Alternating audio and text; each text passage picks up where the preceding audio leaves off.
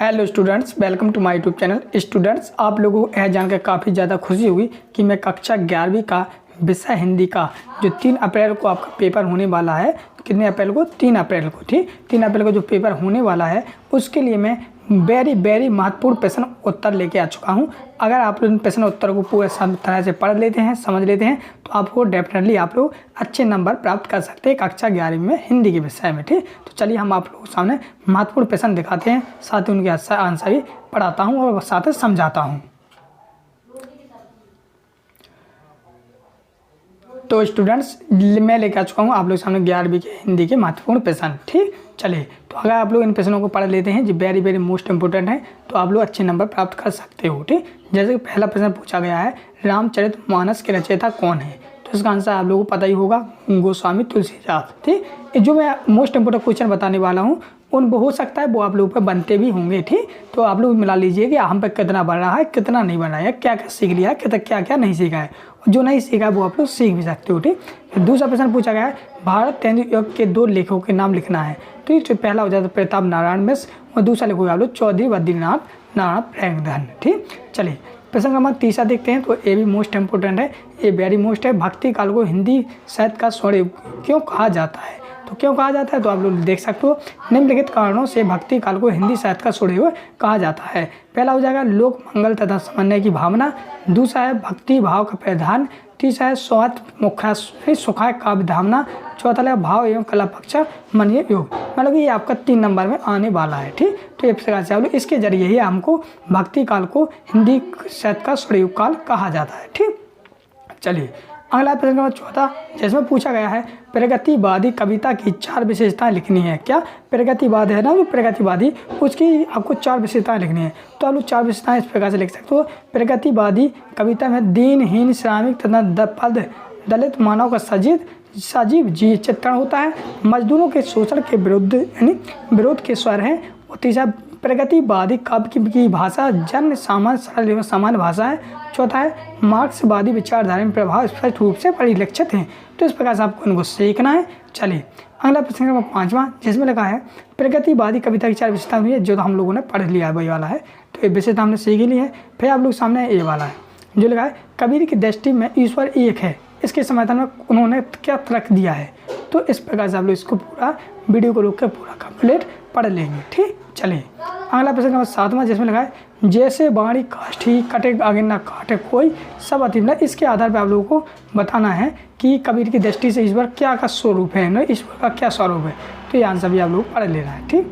चलिए, अगला प्रश्न दिया जाता है प्रश्न नंबर 8वां, जिसमें लिखा है मीरा जगत को देख कर रोती क्यों है, ठीक। यानी मीराबाई है जो मीरा जगत को देखकर क्यों रोती हैं। तो आप लोग ये आंसर पूरा लिख देना है कि मीरा की कृष्ण की प्रीति भक्ति अनन्य है, वह संपूर्ण संपन्न भाव के साथ अपने आराध्य को अपना पति मानकर उन पर अपना स्वयंवर निछावर करना कर देती हैं, यानी स्वयंवर निछावर करना चाहती हैं, ठीक। जबकि सांसारिक लोग निजी स्वास्थ्य के लिए के चलते अब उनकी आलोचना करते हैं। तो इस कारण इन्हें जगत से भी रोती हैं। तो इस प्रकार से आप लोग थोड़ा बहुत अपने हिसाब से बना के भी लिख सकते हो, ठीक। थोड़ा आप लोग इन पार्टों को पढ़ लीजिए, समझ लोगे अगर आप लोग इन प्रश्नों को, तो आप लोग अपने मन से भी बना दोगे तो भी चलेगा, ठीक। इस प्रकार से आप लोग इसको भी देख सकते हो, जैसे कि पिता के व्यक्तित्व की किन विशेषताओं के उकेरा गया है, यानी पिता के व्यक्तित्व की किन विशेषताओं के कारण। तो इनको अगर आप लोग पढ़ लेते हो दिमाग से, मतलब रटना नहीं है बच्चों, ओनली पढ़ना है, पढ़ लीजिए ओनली दिमाग से, तो आप लोग अपने मन से भी लिख सकते हो, ठीक। अगला प्रश्न नंबर 10वां, जो आप लोग देख सकते हो, यदि चंपा पढ़ी लिखी होती तो कवि से कैसे बातें करती। जो चंपा है वो पढ़ी लिखी होती है तो कवि से कैसे बात करती है। तो इसका भी आंसर आप लोग इस प्रकार से देख सकते हो। चलिए, प्रश्न क्रमांक 11 का आंसर देखते हैं हम लोग। तो इस प्रकार से लिखा है गजल के 30 शेर को गौर से पढ़ें, यहाँ दुष्यंत इशारा किस तरह के लोगों को और किया है। तो ये प्रश्न है, इन प्रश्नों को आप लोगों को ओनली वीडियो को रोक कर पढ़ना है, ठीक। इन प्रश्नों को भी देख लीजिए। फिर अगला प्रश्न क्रमांक 12वां, इस प्रश्न को भी आप लोग वीडियो को रोक कर पढ़ सकते हैं, ठीक। प्रश्न क्रमांक 13वां है जे है, ठीक। प्रश्न क्रमांक 13 का आंसर हो जाता है। प्रश्न क्रमांक 14वां, उसके लिए जो आदिवासी समाज की वर्तमान स्थिति टिप्पणी लिखना थी। तो आदिवासी समाज पे आप लोग एक अपने दिमाग से भी टिप्पणी लिख सकते हैं कि आदिवासी किस तरह से रहते हैं, क्या मेहनत करते हैं, कैसा उनका खान पान होता है, किस प्रकार से रहन सहन होता है।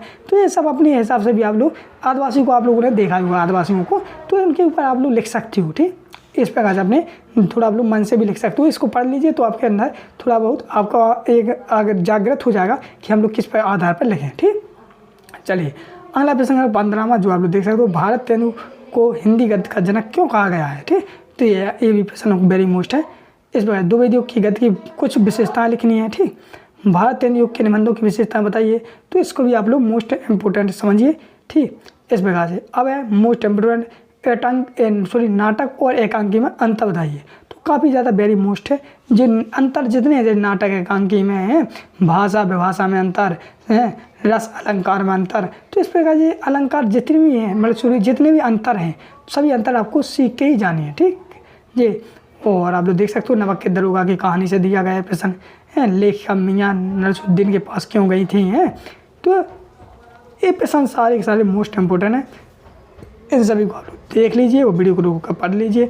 साथ ही आप लोग आपके पास बुक है तो आप लोग अपनी बुक से भी पढ़ सकते हो। ठीक, इस प्रकार से हम लास्ट में आपको इस PDF को देने वाले हैं, तो पहले आप लोग प्रश्नों को देख लीजिए। ठीक, प्रश्न नंबर 24वां, धनराम को मोहन के किस व्यवहार पर अच्छा होता है वो क्यों है। स्त्री के चरित्र की बनी बनाई धारणा से रजनी को चेहरा किन मायनों। ठीक, तो बच्चों एक प्रकार से काफ़ी ज़्यादा मोस्ट इम्पोर्टेंट है। भारत की चर्चा नेहरू जी कब और किससे करते थे हैं। भारत माता के प्रति नेहरू जी की क्या अवधारणा है। ठीक, ये हैं चित्रपट और संगीत के। इस प्रकार से काफ़ी ज़्यादा मोस्ट हो जाते हैं बच्चों। विद्यार्थियों कक्षा 9वीं और 11वीं के वार्षिक परीक्षा के वायरल क्वेश्चन पेपर की संपूर्ण PDF कुछ इस प्रकार से आप डाउनलोड कर सकेंगे।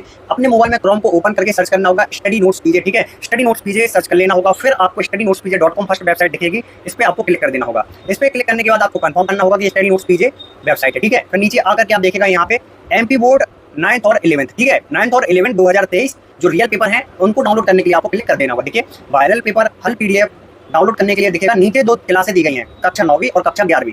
कक्षा 9वीं में सभी सब्जेक्ट दिए गए हैं, इसी प्रकार से 11वीं में सभी सब्जेक्ट दिए गए हैं। अब आपको जिस भी सब्जेक्ट की नीड है उस सब्जेक्ट पे आपको चले जाना है। जैसे कि कक्षा 9वीं हिंदी का मैं दिखा देता हूँ, इसी प्रकार से सभी क्लास का, जैसे 11th का आपको हिंदी करना तो यहाँ पे क्लिक करना, और 9th का हिंदी करना तो मैं यहाँ पे क्लिक कर देता हूँ। ठीक है, बहुत ही सिंपल है। अब जैसे मैंने यहाँ पे क्लिक कर दिया, देखिएगा मैं यहाँ पे क्लिक कर देता हूँ कुछ इस प्रकार से। अब ये लोड लेगा, लोड लेने के बाद हमें नीचे आना है। अब देखिए जो हमारा क्वेश्चन पेपर वायरल हुआ है, देखिए असली पेपर देखिएगा कुछ इस प्रकार से 9वीं का, तो ये पूरा पेपर डला हुआ है। यहाँ से आप पेपर देख लेना अपना।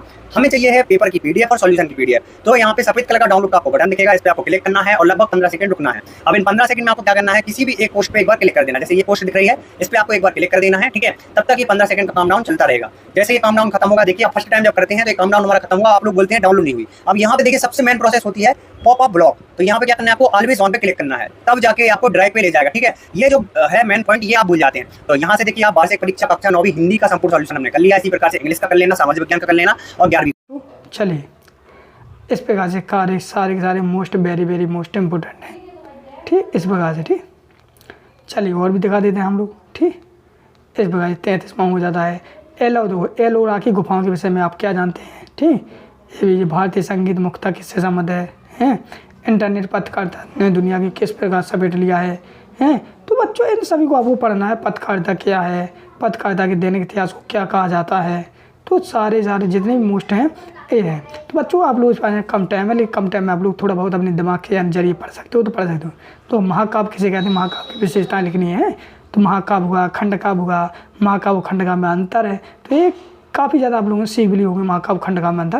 तो ये सारे के सारे मोस्ट इंपोर्टेंट हैं। जैसे कि यहाँ पर पूछ लिया गया है वीर रस की परिभाषा उदाहरण से समझाइए। दो 10 जितने भी इनमें 10 रस होते हैं, 10 के स्थायी भाव होते हैं। तो इन्हीं 10 रस की अब परिभाषा सीखने से श्रृंगार रस किसे कहते हैं उसका उदाहरण लिखना है, हास रस किसे कहते हैं हास रस का उदाहरण लिखना है, वीर रस किसे कहते हैं उसका उदाहरण लिखना है, करुण रस किसे कहते हैं। तो ना जितने भी रस हैं उन सभी की परिभाषा वो आपको उदाहरण लिखनी है। तो इन सबके जितने भी रस हैं सबकी सीखनी है, अलंकार की परिभाषा। तो इस प्रकार से आप लोग सारे वेरी मोस्ट क्वेश्चन हो जाते हैं बच्चों। और साथ ही अगर आप लोग इस PDF को डाउनलोड करना चाहते हो डिस्क्रिप्शन टेलीग्राम ग्रुप की लिंक दी गई है। ये आप लोग वीडियो बताया गया है स्टडी नोट्स PG पे वेबसाइट पर जाकर भी आप लोग इसको डाउनलोड कर सकते हैं। तो हम लोग मिलते हैं नेक्स्ट वीडियो में, तब तक के लिए जय हिंद।